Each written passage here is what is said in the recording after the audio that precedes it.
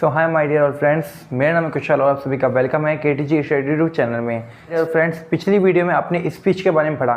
पिछली वीडियो में हमने स्पीच बताया था जिसमें से फर्स्ट तो था हमारा वाटर का और सेकंड था हमारा फॉरेस्ट का। ठीक है, अब बचे हुए और भी जो सब्जेक्ट्स हैं उनको भी हम कवर कर लेते हैं जिससे आपको और ज़्यादा अच्छी तरीके से समझने में आसानी हो जाए। तो आगे बढ़ने से पहले जिसने भी अभी तक हमारे चैनल को सब्सक्राइब नहीं किया है सब्सक्राइब कर देना, और यार वीडियो अच्छी लगे ना तो लाइक करना मत भूलना, ठीक है। और कमेंट करके बताना कि अगली वीडियो को किस टॉपिक पे चाहिए।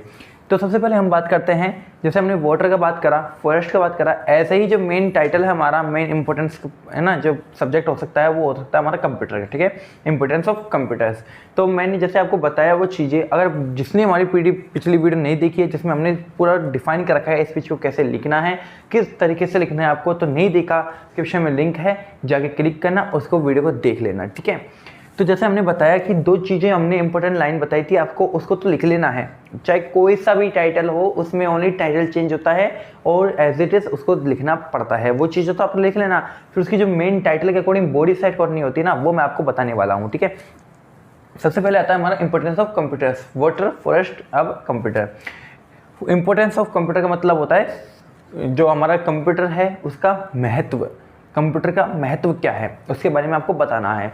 तो मैंने जो आपको दो लाइन बताई थी, respected honourable principal of members jury, है ना, और प्रिंसिपल वाइस टीचर्स, ये चीज़ें आपको लिखनी नहीं, I am student of class, thank you करना है आपको ऑर्गेनाइजर्स को। ये सब चीज़ें जो मैंने आपको बताई वो चीज़ें तो लिख लेनी है, वो कंपलसरी है, उसमें टाइटल चेंज हो जाएगा, वो आ जाएगा इंपॉर्टेंस ऑफ कंप्यूटर्स। ठीक है, नेक्स्ट जो हमारी बॉडी है वो देख लेते हैं। सबसे पहले आपको मैंने बताया कि स्पीच के अंदर फाइनली आपको स्पीच के अंदर करना क्या होता है, कि आपको सबसे पहले उसके बारे में स्टार्टिंग में ही आते ही, अगर आपको एग्जामिनेशन को इम्प्रेस देना हो ना, इम्प्रेस पटकना हो, तो आपको करना क्या है, सबसे पहले उस चीज़ के बारे में आपको नॉलेज देनी है। अब नॉलेज तो आपको सब पता है कि भाई कोई सी भी चीज़ है, वाटर है, कंप्यूटर है, फॉरेस्ट है, या फॉरेस्ट का वाटर कंजर्वेशन का काम हुआ, सभी में आपको सब चीज़ें नॉर्मली बेसिक जानकारी तो आती रहती है। और जब तक वही टॉपिक आते हैं जिसको आपको नॉलेज हो, आपकी डेली लाइफ में वो चीज़ें आती हो, वही चीज़ें आपको दी जाती है बोर्ड में जाता है। ठीक है, या एग्जाम में।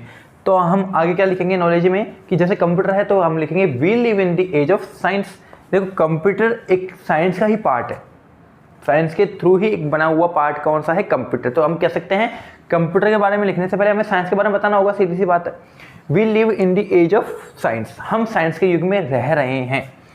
Science has given us many wonder. अब देखो इस लाइन का अर्थ क्या होता है कि साइंस ने हमें बहुत सारे आश्चर्यजनक चीज़ें दी हैं। जैसे कि आपने कभी जस्ट इमेजिन भी कराया क्या कि हमारे जैसा ही एक काम करने वाला मशीनरी जो इंसान कह सकते हैं उसे, वो आएगी, जिसे हम इंग्लिश में कहते हैं रोबोट आएगी। कभी आपने जस्ट इमेजिन भी कराया क्या कि रोबोट आएगा, काम करेगा? नहीं करा। आपने कभी सोचा कि फ्लाइंग कार आएगी? आपने कभी सोचा था कि जैसे फरारी, लैम्बोर्गिनी, इतनी स्पीड की कोई कार आ सकती है? जब हमारे यानी कि पुराने ज़मानों में जब साइकिल चलती थी तो किसी ने सोचा था कि कार चलेगी बाद में? नहीं सोचा था। तो साइंस का काम ही क्या है, नई नई चीज़ों को बनाना, यानी कि हमें वंडर करना, हमें आश्चर्यजनक देना, यही काम किसका है, साइंस का। तो साइंस ने हमें बहुत सारे आश्चर्यजनक चीज़ें दी हैं, वंडर्स थिंग्स दी हैं, क्योंकि साइंस का एज है ना। तो साइंस हमें बहुत सारी वंडर्स दे रहा है, जिसमें से कंप्यूटर भी उनमें से एक है। Computer is one of them, जिसमें से कंप्यूटर भी एक ही है। हमने सोचा नहीं था कि पैड चलता था, सोचा था कभी वो कंप्यूटर आएगा, लैपटॉप आएगा, टैबलेट आएगा, पीसी आएगा एंड आईफोन आएगा? नहीं सोचा था, अब आ रहा है वो। हमें वही तो कहते हैं नई नई चीज़ आ रही है।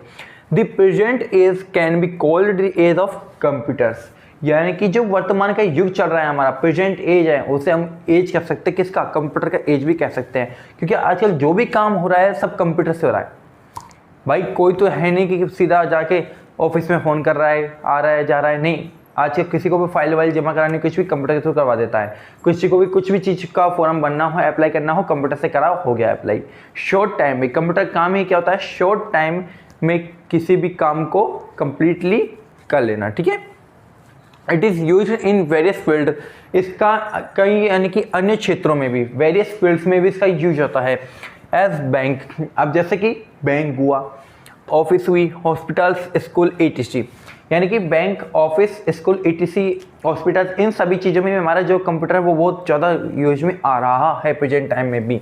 इन बैंक, अब बता रहा है इनमें से कि बैंक का काम कैसा रहा है, बैंक में क्या काम कर रहा है computer.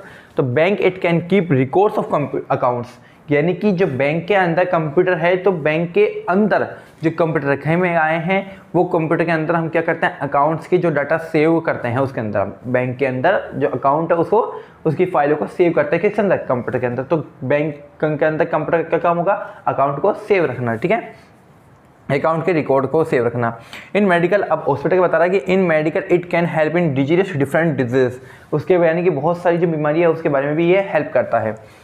Through it we can get tickets of train, इसके द्वारा कंप्यूटर के थ्रू हम क्या क्या चीज़ें कर सकते हैं, गेट बाय, गेट भी कह सकते हैं, बाय भी कह सकते हैं, टिकट्स ऑफ ट्रेन, बस, एरोप्लेन्स। आप सभी को बताया कि जैसे कि कहते हैं ना, पर आजकल ज़माना चल रहा है कि बुक कर दो, पहले एडवांस बुकिंग होती है, तो कहाँ वहाँ जाके करवानी पड़ती है, आप घर बैठे बैठे करते हो, घर बैठे बैठे करते हो, फ़ोन से कंप्यूटर से करते हो, करते नहीं करते हो।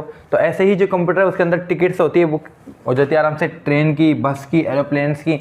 With the help of it can we receive and make payments, किसके द्वारा, इस पेमेंट को रिसीव और पेमेंट यानी कि देना लेना ये भी चलता रहता है कंप्यूटर के थ्रू, ठीक है। दस इस प्रकार कंप्यूटर आज very useful in our life, जो हमारा कंप्यूटर है वो हमारी लाइफ में क्या है, बहुत उपयोगी हो चुका है। कंप्यूटर तो अब हुआ है, लेकिन आने वाले टाइम में टैबलेट तो छोड़ो, पीसी चल वो चल जाएगा, क्या कहते हैं उसको, लैपटॉप चल जाएगा, एंड्रॉयड फ़ोन, आईफोन, ये सब चलने लग जाएंगे। ये चीज़ें हमें ज़्यादा बहुत इंपॉर्टेंट हो जाएगी हमारी लाइफ में। अभी जो कंप्यूटर है, आने वाला एज होगा जैसे हम कहेंगे एंड्रॉयड एज, ठीक है, आईफोन्स एज, मोबाइल का एज, ऐसे कह सकते हैं। अभी तो कंप्यूटर का चल रहा है हमें, ठीक है। तो जैसे कि हमने बताया बैंक के अंदर जो रिकॉर्ड्स, जो हमारे अकाउंट्स है उसको सेव रखता है। ऑफिस के अंदर कह सकते, ऑफिस के अंदर आप इसको बता सकते हो, एग्जांपल अगर आपको इसको बड़ा चढ़ा के लिखना हो, तो बड़ा लिखना हो तो आप कह सकते हो कि ऑफिस के अंदर इसका क्या काम है, डाटा रिकॉर्ड, जो डाटा रिकॉर्ड्स होते हैं उसको सेव रखता है ऑफिस के अंदर, ठीक है। हॉस्पिटल के अंदर मैंने बता दिया, स्कूल के अंदर किसी भी स्टूडेंट के नाम हुआ, फीस हुई, उसकी एडमिशन कब हुआ, ठीक है, उसका जो एड्रेस है क्या है, वो सब चीज़ों को भी रिकॉर्ड हम स्कूल के अंदर रख सकते हैं। कंप्यूटर काम यही है। तो माय डियर फ्रेंड्स, ये तो था हमारा कंप्यूटर का, ठीक है। सो माय डियर फ्रेंड्स, इस तरीके से हमने जो हमारा कंप्यूटर का है, वाटर का है, फॉरेस्ट का है, इन सभी टॉपिक को हमने कवर कर लिया अच्छी तरीके से। तो हाई होप आपको समझ में आया होगा, अच्छी तरीके से आपको समझ में आया होगा, ठीक है। तो आपको अगर वीडियो अच्छी लगे तो लाइक करना, सब्सक्राइब करना, नोटिफिकेशन का बेल आइकन है उसको ऑल पे सेट कर देना।